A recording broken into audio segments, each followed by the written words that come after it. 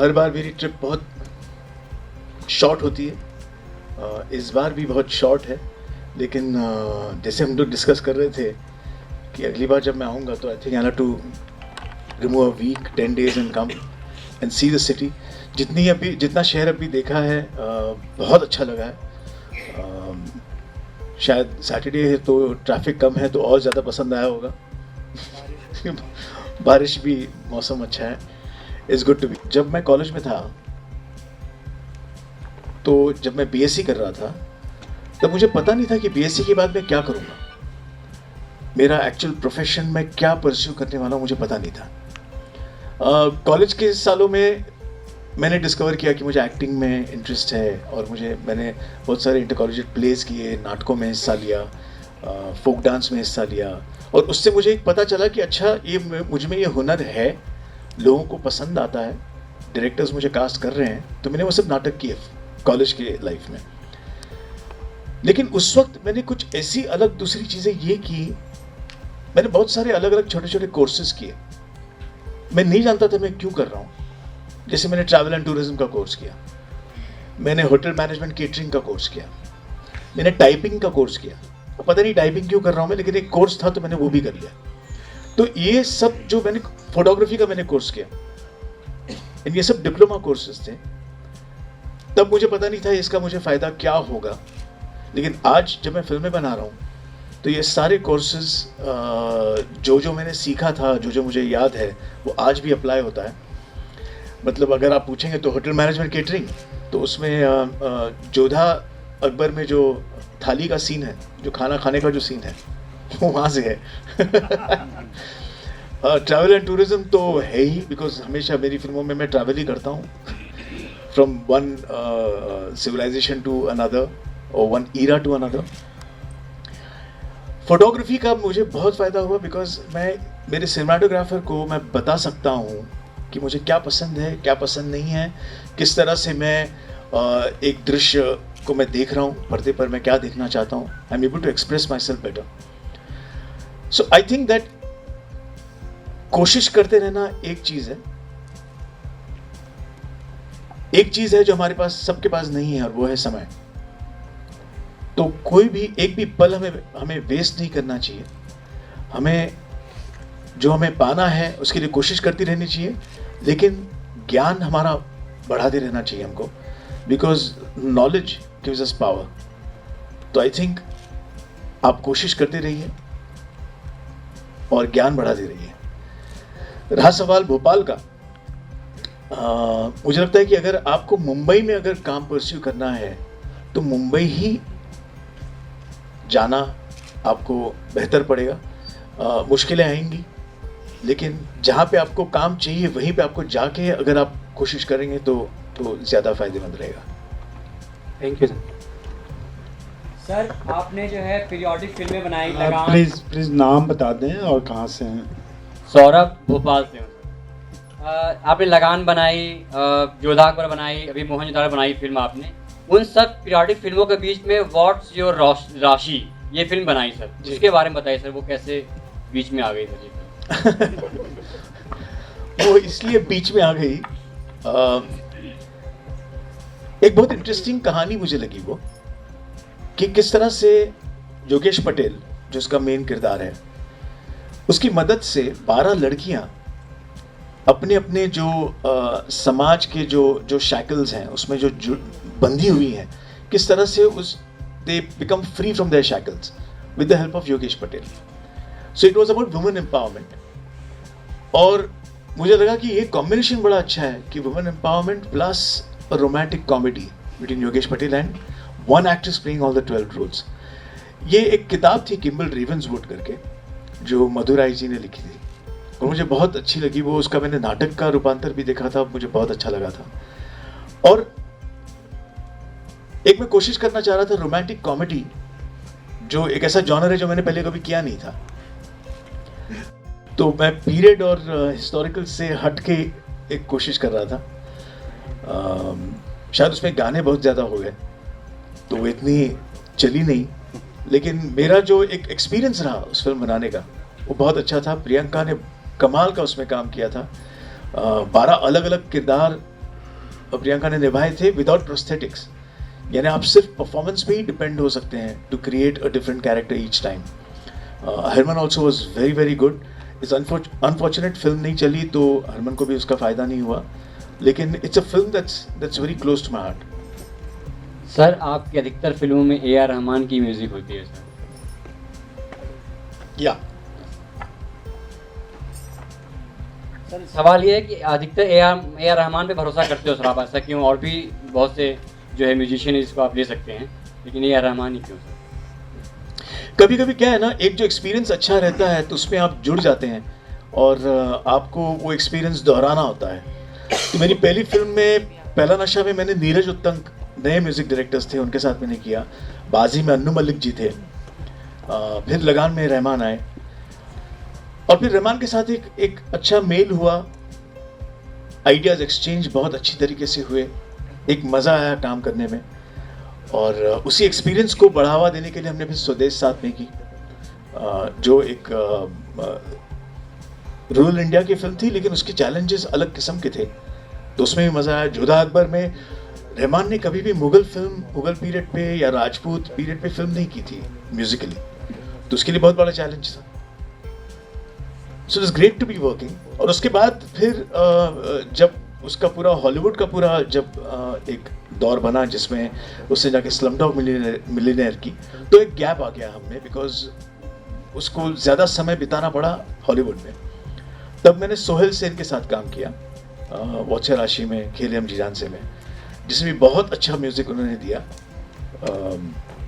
So I am open to different kind of not only music but even technicians. मैंने हमेशा कभी कभी repeat करता हूँ, कभी कभी मैं नए लेता हूँ, वो सब स्क्रिप्ट पे डिपेंडेंट रहता है मेरे लिए. जी. Hello sir, my name is Angel Saxena and ये हिमांशु मेरा दोस्त है. हम लोगों ने अभी शॉर्ट फिल्म्स बनाना स्टार्ट किया है. तो सर क्या आप बिगिनर फिल्म मेकर्स के लिए कुछ टिप्स दे सकते हैं? लाइक मैं सिनेमाटोग्राफी करता हूँ and he is the director in our group. Okay, तो उससे रिलेटेड कुछ. Thanks. Short film is a genre that I like a lot, but मुझे सबसे मुश्किल भी लगता है वो, बिकॉज कहानी को आपको इतने समय में ही बोलना है और मुझे समय बहुत सारा लगता है. तो for a short film I think the economy of the image, the economy of words, the economy of silences becomes very very important. Short film में एक लिमिट होता है कि if you're less than 40 minutes तो it's a short film. 40 minutes is the shortest that you can be. The shorter you get, the more difficult it becomes. So I think it's a good way to start because आप जो idea आप express करना चाह रहे हैं वो विस्तारित रूप में फीचर फिल्म के माध्यम से आ ही सकता है बाद में, लेकिन आपकी स्टार्ट अगर यहाँ पे इन शॉर्ट फिल्म आती है तो you are able to make an impression on a high impact in a slightly quicker way. तो I think when you make a short film your first outlet has to be film festivals, because अभी भी हमारे यहाँ short film को exhibit करने का एक outlet नहीं है, जो एक consistent outlet जिसे हम कह सकते हैं. Can only be a festival like Jagaram Festival where you can showcase your film. But otherwise short film के लिए आपको international immediately जाना चाहिए for festivals, showcase it there. और internationally तो अनगिनत उदाहरण हैं जहाँ पे फिल्म मेकर्स, बड़े बड़े फिल्म मेकर्स जो आज established हैं, उनकी शुरुआत शॉर्ट फिल्म से हुई थी. और मेरी पहली फीचर फिल्म बनाने से पहले मैंने एक 10 मिनट की फिल्म बनाई थी जो एक शॉर्ट फिल्म थी, जिसके जरिए मैं मेरी फीचर फिल्म बना सका. तो I think it's like a passport to the feature film length. Thank you so much.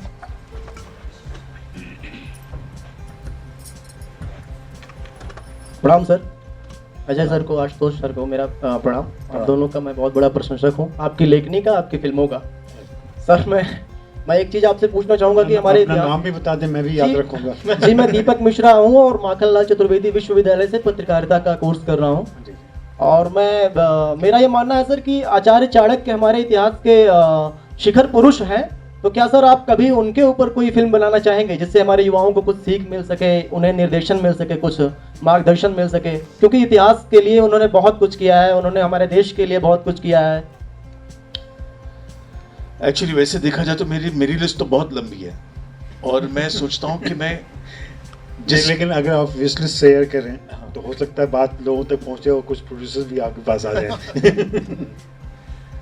Wish list क्यों शेयर नहीं करना चाहता, बिकॉज हेडलाइन बन जाती है। 3-4 साल पहले मैं बुद्ध पे फिल्म बनाने वाला था और मैंने उस पर बहुत सारा रिसर्च किया, स्क्रिप्ट बन गई, सब कुछ बन गया था, लेकिन प्रोडक्शन के एक हिच की वजह से, प्रॉब्लम की वजह से मैं वो बना नहीं पाया। कभी ना कभी मैं उससे बनाऊंगा। चाणक्यस चैंट करके एक नॉवेल है जो मैंने पढ़ी हुई है, जो अश्विन संघी ने लिखी है। बहुत कमाल नॉवेल है और उसमें एक मुझे इंट्रोडक्शन भी मिला चाणक्य को। मेरे लिए जब मैं एक ऐसे प्रतिभावंत अगर मैं पर्सनालिटी को अगर मैं चुनता हूं तो मुझे बहुत समय लग जाता है to study it so that I am able to portrait on screen correctly. Readymade script अगर मुझे मिलती है तो मेरे लिए काम आसान हो जाएगा, बट ऐसी स्क्रिप्टें कोई लिखता नहीं है, तो it takes me more time. But आपने एक और नाम जोड़ दिया मेरी लिस्ट में, तो देखते हैं। अभी जैसे मैं कह रहा था, अभी मुझे कोट ना करें, लेकिन जब मैं यहाँ आ रहा था तो बड़े बड़े स्टैचूज मैंने देखे राजा भोज के, और मैं सोच में पड़ गया कि मुझे कुछ भी नहीं पता है राजा भोज के बारे में, एंड आज तक फिल्म नहीं बनी है। तो ऐसे देखा जाए तो कितने सारे अलग अलग अपने हर स्टेट में भारत के इतनी सारी डायनेस्टीज हैं, इतने सारे रूलर्स हुए हैं, किंग्स, एम्परर्स। हर एक पे अगर आप देखेंगे तो फिल्म बननी चाहिए ताकि अपना इतिहास जीवित रहे सिनेमा के माध्यम से। जितनी पीरियड फिल्में पॉपुलर होंगी, ऑडियंस जितना उनको देखेंगे, पसंद करेंगे, उतना ही मौका मिलेगा और फिल्म मेकर्स को इन सब पे फिल्म बनाने का। सर आपने गौतम बुद्ध की बात छेड़ी है तो मैं बताना चाहूँगा कि मैं वहीं लुम्बिनी का ही रहने वाला हूँ। लुम्बिनी से 10 किलोमीटर दूरी पे एक सिद्धार्थनगर डिस्ट्रिक्ट है उत्तर प्रदेश में। वो भगवान गौतम बुद्ध के नाम पे उसका नामकरण हुआ था, और लुम्बिनी में जैसा आप सभी जानते हैं कि भगवान गौतम बुद्ध पैदा हुए थे, तो मैं लुम्बिनी का ही रहने वाला हूँ सर। क्या बात है। वैसे चाणक्य पे मुझे याद आया कि चाणक्य जब सीरियल आया था मैं जुड़ा हुआ था उससे। डॉक्टर द्विवेदी मेरे दोस्त हैं, आप जानते हो। तो डॉक्टर द्विवेदी और आमिर खान के बीच एक बार मुलाकात हुई थी और आमिर ने उनको ऑफ़र किया था कि आप स्क्रिप्ट लेके आएँ, मैं चाणक्य ज़रूर करना चाहूँगा। वो स्क्रिप्ट आज तक नहीं लिखी गई है और आमिर लगातार दूसरी फिल्में कर रहे हैं, तो हो सकता है कभी भी वो संभावना बन सकती है। इसलिए मैं कह रहा हूँ स्क्रिप्ट का होना बहुत ज़रूरी है। जी, और कोई सवाल है? नहीं तो फिर मैं। Hello sir. जी सर, मेरा नाम वेद शुक्ला, माखनलाल से पत्रकारिता कर रही हूँ। सर, जैसा कि हम सब जानते हैं कि आपने 1989 माइक करें, माइक चालू है मुँह के। हाँ सर, जैसा कि हम सब जानते हैं आपने 1989 में सर्कस से शुरुआत की थी और उसके बाद 1998 में आपने CID में भी काम किया था। उसके बाद आपने 16 ईयर्स का गैप लिया ये एवरेस्ट। सर विकीपीडिया को रिपीट न करें। हाँ। अपना सवाल करें। बात विकीपीडिया की नहीं है, बात है सवाल की कि इसके बाद जो वो आपका एवरेस्ट सीरियल था बहुत ही ज़्यादा इंस्पिरेशनल था सभी के लिए, कई लोगों द्वारा सराहा भी गया। तो हमें आपका ऐसा नेक्स्ट कोई इंस्पिरेशनल सीरियल कब देखने को?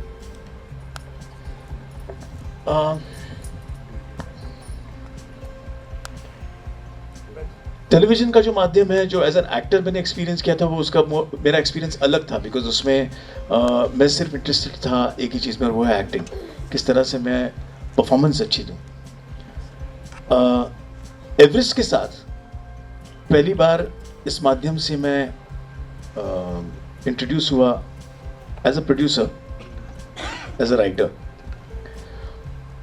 तो मेरा एक्सपीरियंस बहुत ही अलग रहा, क्योंकि पहली बार स्टार की मदद से, एक्चुअली पहली बार एक ऐसा शो हमने किया जिसमें TRPs की मदद नहीं ले सकते थे हम।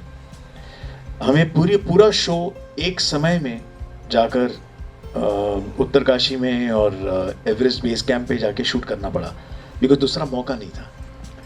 तो बिना TRPs के हमने वो उसे शूट किया था इन वन गो 100 एपिसोड्स। तो बहुत अच्छा एक्सपीरियंस रहा। जब तक मुझे ऐसे शोज करने का मौका मिलेगा मैं टेलीविजन में करना चाहूँगा, क्योंकि TRPs के जब आप TRPs पे डिपेंडेंट हो जाते हैं तो अल्टीमेटली क्या होता है, आप हफ्ते दर हफ्ते आप ऑडियंस क्या रिएक्शन देगी उसी के ऊपर आप बनाते रहते हैं। तो it becomes a tailor made job. अब अगर आप लिटरेचर लेंगे तो लिटरेचर को आप ऐसे नहीं कर सकते। आपको लिटरेचर अगर आप प्रेमचंद लेते हैं फॉर एग्जाम्पल फॉर टेलीविजन, तो आपको जो प्रेमचंद जी ने लिखा है वही आपको पर्दे पर लाना होगा। आप TRP के हिसाब से उसे चेंज नहीं कर सकते। तो मैं अभी यही सोच रहा हूँ कि अगला जो मेरा टेलीविज़न का मुझे करना है वो लिटरेचर बेस्ड है, और एक मौका मिले जिसमें it is not based on TRPs, तो ही मैं उसे कर पाऊँगा।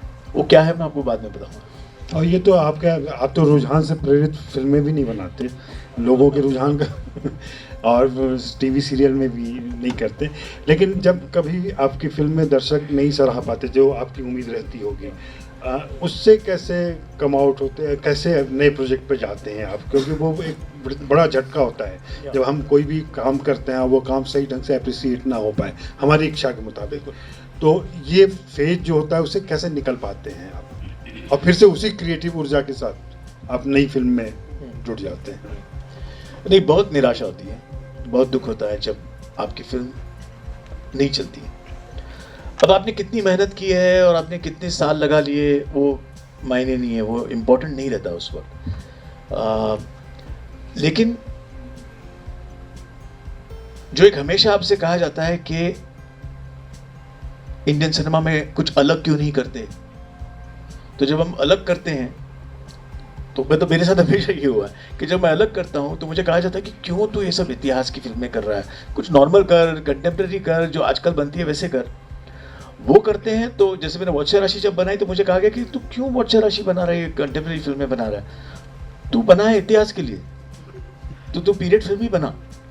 तो वो एक हमेशा रहता है। फिल्म नहीं चलती तो दुख होता है, लेकिन the only way of coming out of it is, मैं कभी भी ऑडियंस को ब्लेम नहीं करता हूँ।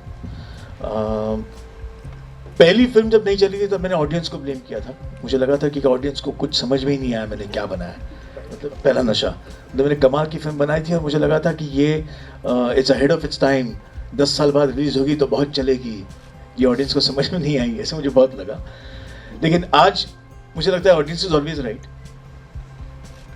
तो I try to internalise if a film doesn't work and I try to see what could have been the mistakes, how can I correct them, how can I not repeat those mistakes in my next movie. But दुख तो होता है। Sir आपने कहा audience correct होती है, मैंने Ajay sir की समीक्षा पढ़ी थी ग्रैंड मस्ती के बारे में, तो अगर वो फिल्में 100 करोड़ कमा रही हैं तो इस विषय पे आप लोग क्या कहना चाहेंगे सर? अजय जी, और इसको थोड़ा विस्तार से, मतलब इसको एक व्यापक संदर्भ दें तो कंटेम्प्रेरी सिनेमा, हिंदी सिनेमा को आप किस रूप में देख पा रहे हैं? आपका एसोसिएशन लगभग 20 सालों का हो चुका है फिल्म मेकिंग से। नहीं, मुझे लगता है आज जो दौर है फिल्मों का वो बहुत अच्छा है।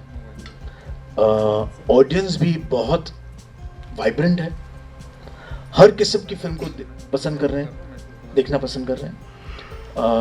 फिर चाहे वो एक छोटी सी नॉन स्टारर फिल्म हो जिसकी कहानी बड़ी उम्दा है, वो भी हिट होती है, मसालेदार फिल्म भी हिट होती है। रीजनल सिनेमा अपने अपने जो, जैसे आप अगर मराठी सिनेमा कहेंगे या पंजाबी सिनेमा कहेंगे या बंगाली सिनेमा कहेंगे, आज रीजनल सिनेमा, हर रीजनल सिनेमा बहुत अच्छा हो गया, बिजनेस अच्छा हो गया। इसका कारण ये है कि फिल्में अच्छी बनने लग गई हैं। फिल्म मेकर्स जो नए आए हैं वो, उनकी सोच अलग है, सब बहुत ट्रेंड फिल्म मेकर्स हैं, तो उसका एक अलग किस्म का फ़ायदा है। और जैसे कि आप कुछ देर पहले आप जो जिक्र कर रहे थे कि मध्य प्रदेश का भी अपना एक सिनेमा होना चाहिए, मुझे वो आइडिया आपकी बहुत पसंद है कि यहीं पे Bhopal and Jabalpur and Indore become the most important centres for that cinema. ये शुरुआत डेफिनेटली आपको करनी चाहिए, बिकॉज देन, जैसे अभी किसी ने कहा था कि मुंबई आने की उनको ज़रूरत नहीं है, बिकॉज यहीं का अगर टैलेंट यहीं का सिनेमा बनेगा तो वो सक्षम हो जाएगा। इससे बेटर टाइम नहीं है फॉर सिनेमा देन बिफोर। कुछ साल पहले जब अगर सोशल फिल्म आती थी तो उसे इमीडिएटली हम आर्ट सिनेमा कह के उसको रिजेक्ट कर देते थे और उसको एग्जीबिशन में नहीं मिलता था। आज मल्टीप्लेक्सेस में एक थिएटर डेडिकेट हो जाता है for films that are content wise social comment और पर्सनल सिनेमा और बायोग्राफिकल पिक्चर। ये अलग अलग जॉनर्स जो पहले नहीं थे वो आज उभरे हैं, ऑडियंसेस ने उन्हें पसंद किया है।